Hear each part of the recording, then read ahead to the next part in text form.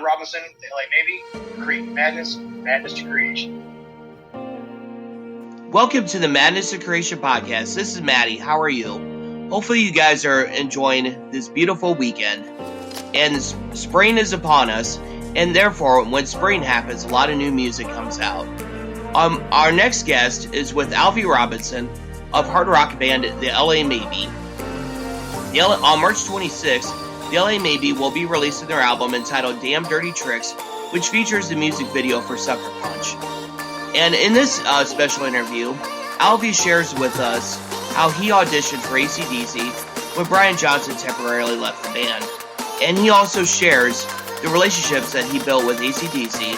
And also he talks about coping with the COVID-19 pandemic and how he copes with his mental health. And one thing about the LA Maybe is that their music is about having a good time. It kind of brings back that, I don't want to say 80s rock feel, but kind of like where rock music was about letting loose, letting your hair out, and just having a good time. And hopefully you get that when you listen to LA Maybe's music. I will provide a music video for Sucker Punch on the Madness to Creation website, which you can find at madnesstocreation.com. And also, on March 26th, I want to encourage you to pick up their album on any available digital streaming platform. And please like, comment, and subscribe. We are currently looking for sponsorships as well. If you are interested in sponsoring this podcast, please email me at madnesstocreation@gmail.com. I am offering really good rates, including plug in your product, anything that you have coming up.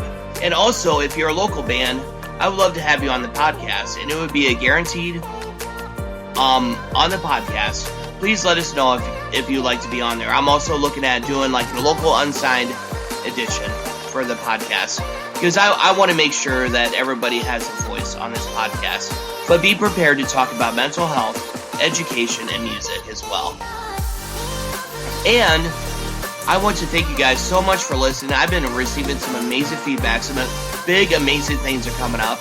And after this, I will also be having my first podcast review of an album by a band called The Bonds. I am looking forward to you listening to that as well. And follow us on Facebook, TikTok, and Instagram at Madness to Creation. And also follow us on Twitter at MTC Madness. And without further delay, here's my interview with Alvi Robinson of the LA Maybe. Take it away, Alvi. Awesome. And welcome to the Madness to Creation podcast. And this is where self-care and music merge. And kind of we have a very special guest on here. This is Alvi Robinson from the LA Maybe. Alvi has a very interesting story that he's going to share with us about trying out for AC/DC, his music video for Mr. Danger, and just the album that he has coming out. And we're excited to have him on. And we just want the listeners to realize that getting out of your comfort zone is sometimes it can be kind of a crazy thing to do, but it also really helps with mental health as well in the long run. So, Alvi, why don't you just go ahead and introduce yourself and just wait and talk about the Mr. Danger music video and anything exciting that you have coming up. So I am Alvi Robinson, as Matt said for you. The LA Maybe, we've been having a good time, working hard, getting the video out there. Mr. Danger was the first full-length video I had done myself. Not sure about all the other guys that have been. And we had a lot of fun doing it. We found a cool location down in South Carolina. It's a great day, great process. It came as our first single off the album. To be released March 26th, Dirty Damn Tricks. And then we have a new single, Sucker Punch, coming out next Friday, actually. It's 26th of February. Oh, very nice. So you have a new single out called Sucker Punch on next Friday. And take us into that song and what people can get out of it. Sucker Punch? Yeah. Yeah, that one, it's a little more aggressive, a little more upbeat, and it's just kind of almost kind of what the band, I guess, represents. We're not 19, 20 years old anymore. Some of the guys are in their late 20s, hit you. We're not backing down. We're pushing forward. It's kind of we're coming at you like a sucker punch. You're not going to see it coming. Hoping to lay down some wall. Yeah, definitely. So like you said, just like coming at you, not backing down and stuff like that. What role does that play in terms of like your mental health and stuff like that? Like, does that help you overcome challenges when you have that mentality of not backing down from anything? In the early game, you're so young and arrogant that you're not going to back down from anything. And then I think a little later, you start wondering, why are you still in the game? And then through perseverance and good luck or bad luck or whatever it goes around the table, you just decide, here we go, let's do it again. I'm not stopping. I don't have any plans to stop, and you push forward because what else you can do? Right. Yeah, absolutely. And it's all about pushing forward and all that. And one of the interesting things that listeners might learn about is Alvi, actually, you tried out for a very famous band called AC/DC. And tell me how that tryout went. Like, do you still keep in contact with like the people in AC/DC, or how does that work? I don't have any contact with them anymore. I still have some contact information that I don't use. It was a business transaction, a friendly business transaction. They were looking for some help to finish up their tour. They called on me to do so. It was a very stressful part, and on the mental health side, I guess, since that's the topic we're on, it was definitely nerve-wracking and a big experience. Anxiety was definitely there. But past that, losing an opportunity to front that band, I think kind of gave me more of an outward attitude. And, because at that point in my music career, I kind of gave up. It was in my late 20s, and not a whole lot had happened, no matter how hard I had pressed forward. And in that, with the failure of that, but it kind of actually reinvigorated and gave me, I'd never say no, never say I can't do something, because it's kind of how I went into that audition with those guys. I was defeated before I began, and I don't think I gave my best shot. That was a huge opportunity for me that I missed because I missed it for myself.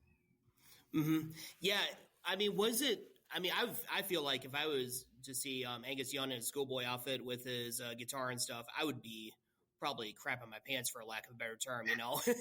Was that pretty intimidating at first, or how did you It was very relaxed, actually. We're all in jeans and t-shirts. Nobody's in costume or anything. I was more nervous leading up to the point of when the band actually walked into the room. It's kind of a shit or get off the pot scenario, and once the band was there, and it's been their game for a while where they make people feel comfortable to be in a room with us. Maybe it's their natural personality, but it's also their job to make people feel invited. That's how they sell out, aside from the music.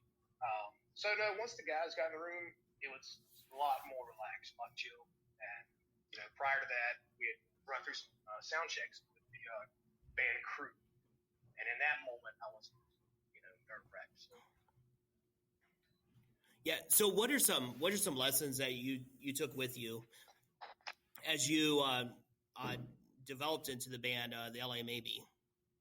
I mean, you started the band in the LA Maybe, I assume, right? Like, I did not start the band. You didn't start the band, okay? I think, it's a common misconception, and a lot of times it's true, but in a lot of cases it's not. The singer does not start the band, or doesn't, it's not the forerunner or the guy in charge. Never wanted to be the guy in charge. Never have. So I think that's helped me in staying in bands, because the ego part of it, there's not a whole lot of ego in bands. There is plenty of ego in every band. But I just want to be the guy on stage and like, what gets bigger than that? So why do I need to have my hand? The band was actually started by Dallas on guitar.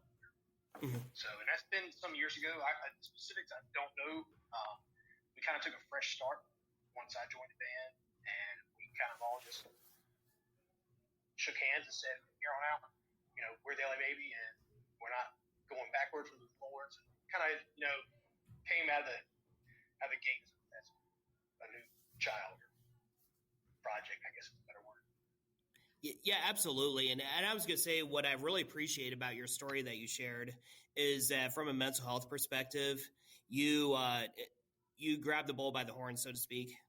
You mentioned that it reinvigorated your passion for music and your career, so to speak. And and like I said, I don't expect you to be a mental health expert or anything when I ask you this question, but what advice do you have for listeners that that just feel shut down or just kind of give up? From a musical standpoint, any advice I would have is don't listen to anyone else, because you could have a line of people waiting to hear your music, and there's 100 of them that hate it. And if you stop after the 100 in a row that hate it, you don't know that there's 500 other people waiting in line to tell you how much they love it. And there's always the first 100 that are going to tell you. And you never know what you're going to be in 10 years either. You know, you started out as a guitar player, and then suddenly your musical taste changed, wants changed. Now you're the best drummer on this side of the East Coast. So just keep progressing forward, and don't be scared to show someone what you're doing. Don't be scared to show someone your talent, because you're your own worst critic. Mm-hmm. Yeah, absolutely. And let's talk about the Mr. Danger music video, and take us into that song. And what do you like and absolutely despise about making music videos? Wow, what do I like? I'll tell you. I'll start with what I despise, because it's a much shorter list. If you don't, sometimes going into the videos, you don't know the concept yet, the structure of the video, and because of that, you have an idea in your head, and then you get on set, and the guy behind the camera, the director, he totally blows it out of the water. Now you've got to revamp. So I guess just a little bit of unpreparedness is a little bit the only thing I don't like. Past that, I mean, even being unprepared, somebody throwing a curveball at you, now you're having to figure out, are you smart enough to come back at that? Are you creative enough to figure out what to do next? So as long as you're prepared with the song, you know the song, and you can kind of make it your own, and no matter what they put you. So it's all fun. The whole experience being in the band is great. Yeah, and I know we're in a global pandemic and all that, and shows are naturally starting to slowly open up. Like, for example, recently Buck Cherry actually played a live show in Florida, because Florida pretty much opened the state up, and I'm from Iowa, and Iowa also has opened the state up as well. And I mean, whether or not I agree with it, that's a whole nother table, whole nother discussion. But are you guys planning on doing any live streams or anything like that? Or are you planning a tour? How is that going to work? We have a live stream we're going to do. Well, the only live stream I know about that we've discussed as a band is the night prior to our album release. So we'll do, I'm not exactly sure, I want to say 24 hours, but it may be 12 hours. And there'll be acoustic sets that you have to prepare for you guys. And I don't think we're going to do a full-on 100% rock and roll, amps plugged in show, but we'll have some stuff prepared. We have a show here in North Carolina, March 19th. Will be our first time performing the album live, and that's in Greensboro, North Carolina. So yeah, that is a part of being a band that I love the most, is being on the road. So that's definitely got to happen.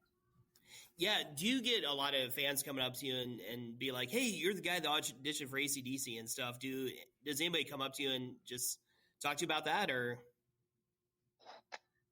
Hey, Matt, I missed the very first portion of that question. Okay, yeah, sorry about that. Do you get a lot of people coming up to you, talk to you about the AC/DC experience or anything like that? Or, do you have people come up to you and, say, hey, that song really got me through, resonated with me, after you perform? Yeah, and so, yes, and much more so directly after it happened. However, how they found me is I'm in a tribute act, AC/DC tribute act called Punkstruck. So when that band plays out, people of that, the fans of that band notice a lot more. And, people don't tell me certain songs got them through, because I didn't write any of them,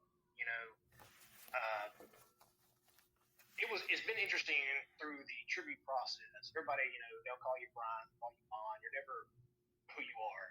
So after my audition for the band, it was cool to not be Brian or Bond on stage, or be called, hey, Brian Johnson from across Walmart, whatever, because I recognize from shows.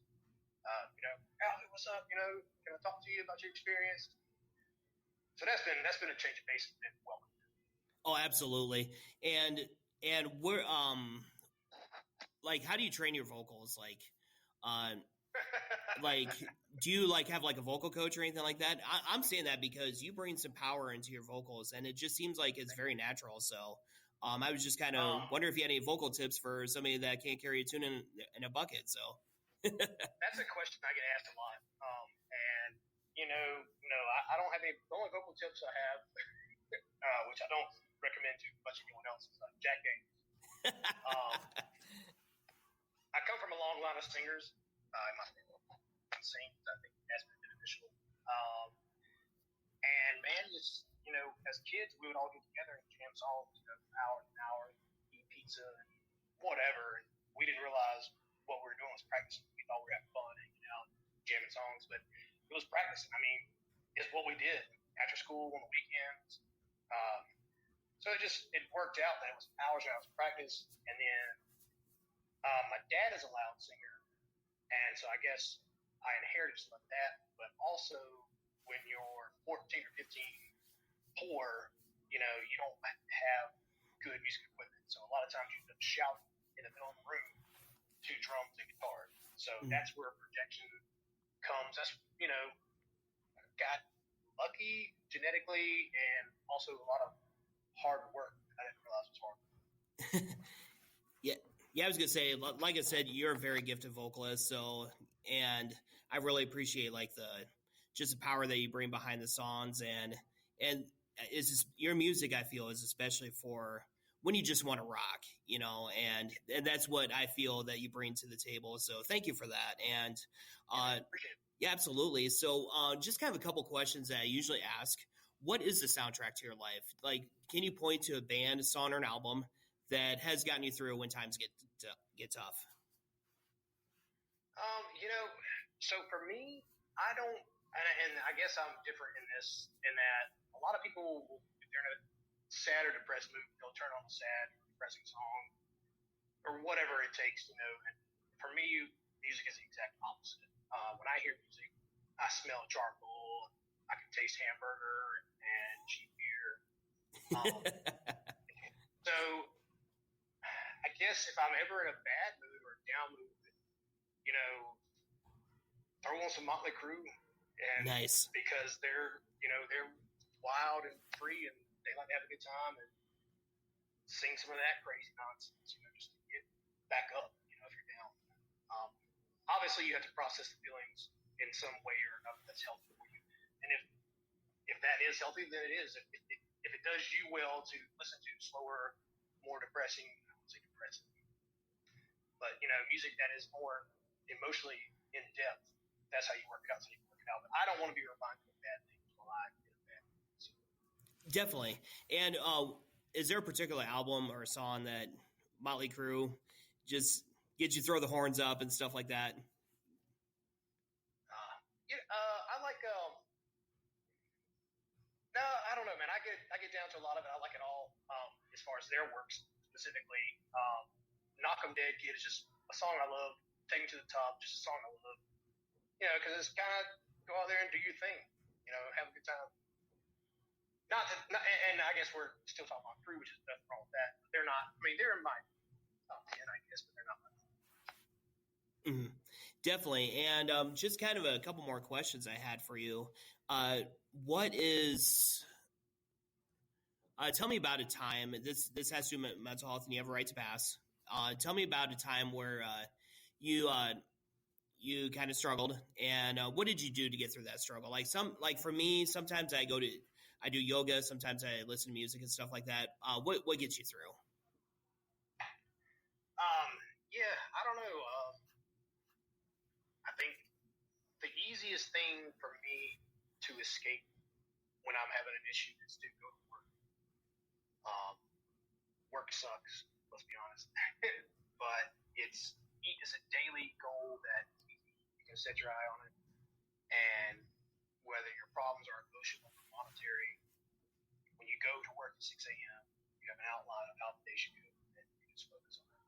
Because in music and in friendships and relationships in general, it's just wide open.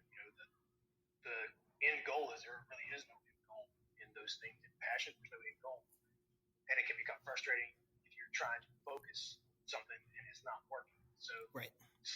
Go to something that's tangible in that moment. Something like work. If you're digging a ditch, you got 8 hours. This driveway to that driveway. Just do it. Yeah, definitely. And a couple more questions I had for you. Dirty Damn Tricks is out March 26th. And for those that haven't heard the LA Maybe, use a movie title or a book title to describe the album.